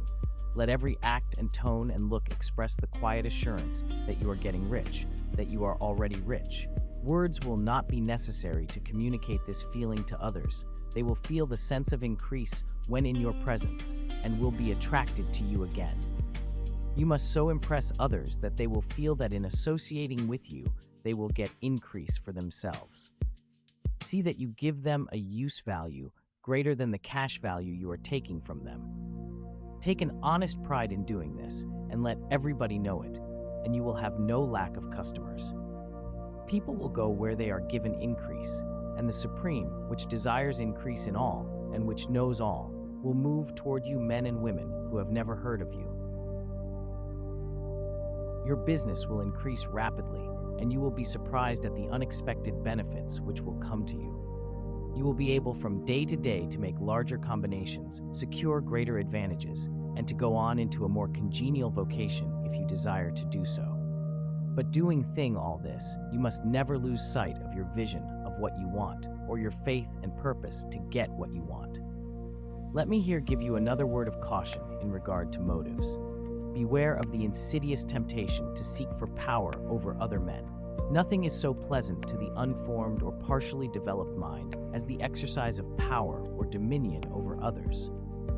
The desire to rule for selfish gratification has been the curse of the world. For countless ages, kings and lords have drenched the earth with blood in their battles to extend their dominions. This not to seek more life for all, but to get more power for themselves. Today, the main motive in the business and industrial world is the same. Men marshal their armies of dollars and lay waste the lives and hearts of millions in the same mad scramble for power over others. Commercial kings, like political kings, are inspired by the lust for power. Jesus saw in this desire for mastery the moving impulse of that evil world he sought to overthrow. Read the 23rd chapter of Matthew and see how he pictures the lust of the Pharisees to be called master, to sit in the high places, to domineer over others, and to lay burdens on the backs of the less fortunate. And note how he compares this lust for dominion with the brotherly seeking for the common good to which he calls his disciples. Look out for the temptation to seek for authority, to become a master, to be considered as one who is above the common herd, to impress others by lavish display, and so on. The mind that seeks for mastery over others is the competitive mind, and the competitive mind is not the creative one. In order to master your environment and your destiny, it is not at all necessary that you should rule over your fellow men. And indeed, when you fall into the world's struggle for the high places, you begin to be conquered by fate and environment, and your getting rich becomes a matter of chance and speculation. Beware of the competitive mind. No better statement of the principle of creative action can be formulated than the favorite declaration of the late Golden Rule. Jones of Toledo, "What I want for myself, I want for everybody." Chapter 15. The Advancing Man. What I have said in the last chapter applies as well to the professional man and the wage earner as to the man who is engaged in mercantile business. No matter whether you are a physician, a teacher, or a clergyman, if you can give increase of life to others and make them sensible of the fact, they will be attracted to you and you will get rich. The physician who holds the vision of himself as a great and successful healer and who works toward the complete realization of that vision with faith and purpose, as described in former chapters, will come into such close touch with the source of life that he will be phenomenally successful. Patients will come to him in throngs. No one has a greater opportunity to carry into effect the teaching of this book than the practitioner of medicine. It does not matter to which of the various schools he may belong, for the principle of healing is common to all of them and may be reached by all alike. The advancing man in medicine, who holds to a clear mental image of himself as successful and who obeys the laws of faith, purpose, and gratitude, will cure every curable case he undertakes, no matter what remedies he may use. In the field of religion, the world cries out for the clergyman who can teach his hearers the true science of abundant life. He who masters the details of the science of getting rich, together with the allied sciences of being well, of being great, and of winning love, and who teaches these details from the pulpit, will never lack for a congregation. This is the gospel that the world needs. It will give increase of life, and men will hear it gladly, and will give liberal support to the man who brings it to them. What is now needed is a demonstration of the science of life from the pulpit. We want preachers who can not only tell us how, but who in their own persons will show us how. We need the preacher who will himself be rich, healthy, great, and beloved, to teach us how to attain to these things, and when he comes, he will find a numerous and loyal following. The same is true of the teacher, who can inspire the children with the faith and purpose of the advancing life. He will never be out of a job. And any teacher who has this faith and purpose can give it to his pupils. He cannot help giving it to them if it is part of his own life and practice. What is true of the teacher, preacher, and physician is true of the lawyer, dentist, real estate man, insurance agent, of everybody. The combined mental and personal action I have described is infallible. It cannot fail. Every man and woman who follows these instructions steadily, perseveringly, and to the letter will get rich. The law of the increase of life is as mathematically certain in its operation as the law of gravitation. Getting rich is an exact science. The wage earner will find this as true of his case as of any of the others mentioned. Do not feel that you have no chance to get rich because you are working where there is no visible opportunity for advancement, where wages are small and the cost of living high. Form your clear mental vision of what you want and begin to act with faith and purpose. Do all the work you can do every day and do each piece of work in a perfectly successful manner. Put the power of success and the purpose to get rich into everything that you do. But do not do this merely with the idea of currying favor with your employer in the hope that he or those above you will see your good work and advance you. It is not likely that they will do so. The man who is merely a good workman, filling his place to the very best of his ability and satisfied with that, is valuable to his employer, and it is not to the employer's interest to promote him. He is worth more where he is. To secure advancement, something more is necessary than to be too large for your place. The man who is certain to advance is the one who is too big for his place and who has a clear concept of what he wants to be, who knows that he can become what he wants to be, and who is determined to be what he wants to be. Do not try to more than fill your present place with a view to pleasing your employer. Do it with the idea of advancing yourself. Hold the faith and purpose of increase during work hours, after work hours, and before work hours.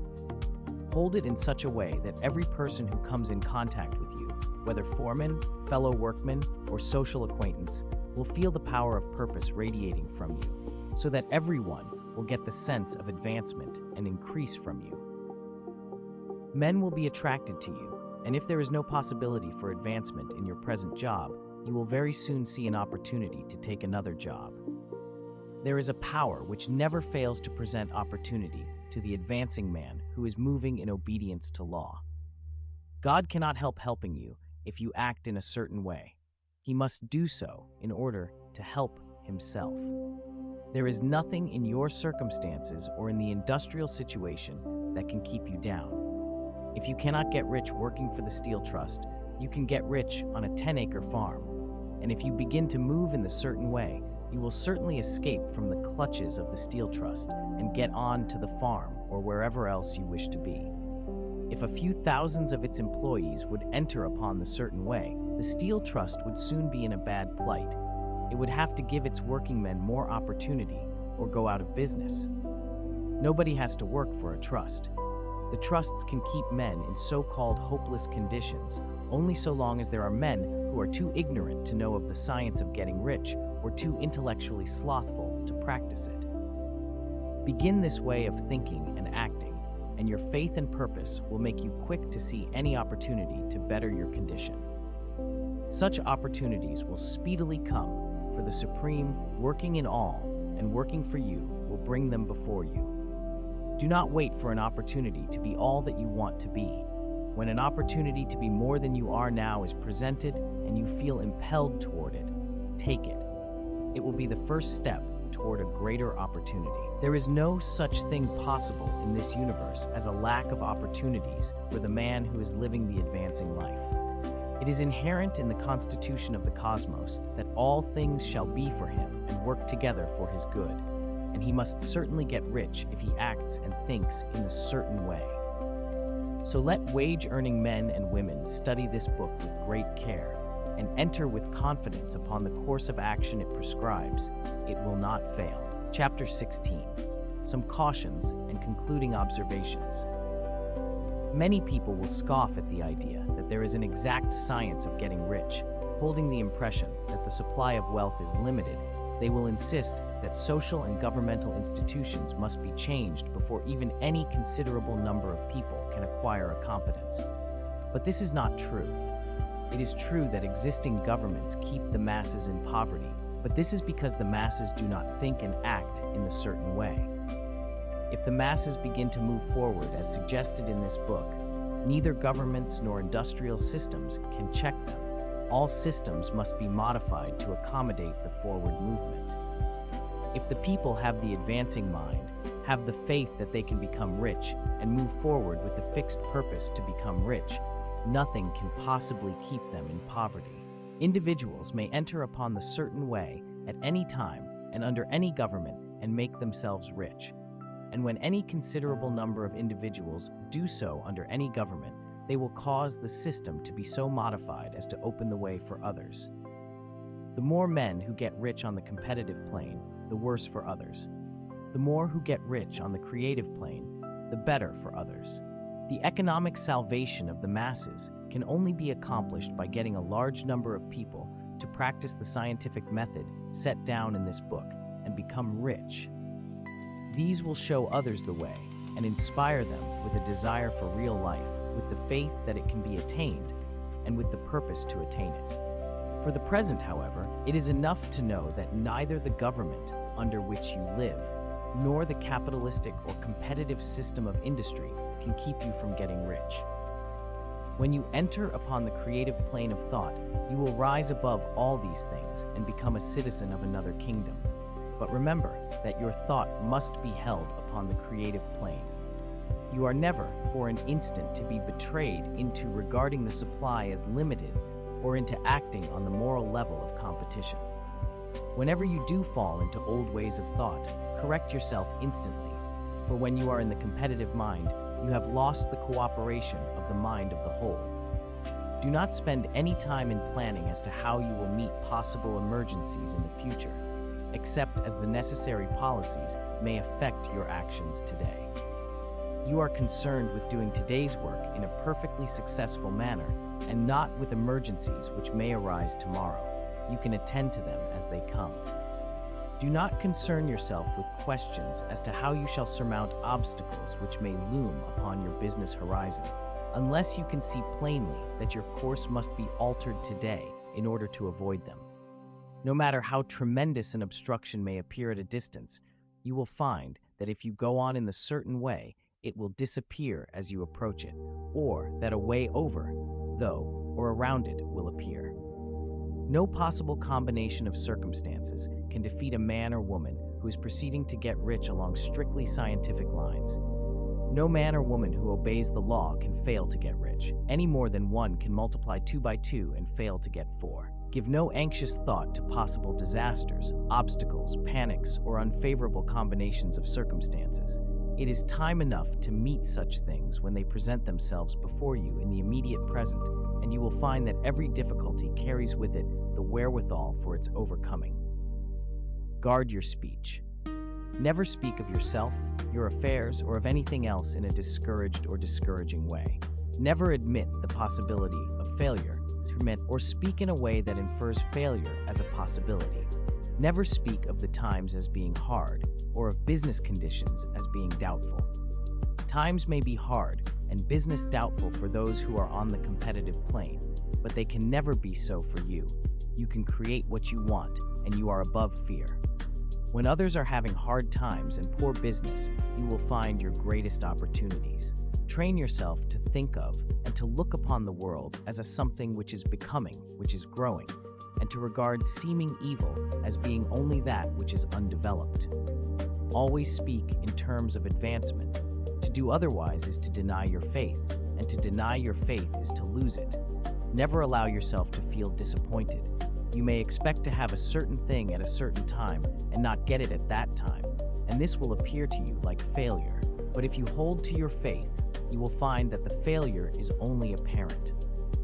Go on in the certain way, and if you do not receive that thing, you will receive something so much better that you will see that the seeming failure was really a great success. A student of this science had set his mind on making a certain business combination which seemed to him at the time to be very desirable, and he worked for some weeks to bring it about. When the crucial time came, the thing failed in a perfectly inexplicable way. It was as if some unseen influence had been working secretly against him. He was not disappointed. On the contrary, he thanked God that his desire had been overruled and went steadily on with a grateful mind. In a few weeks, an opportunity so much better came his way that he would not have made the first deal on any account.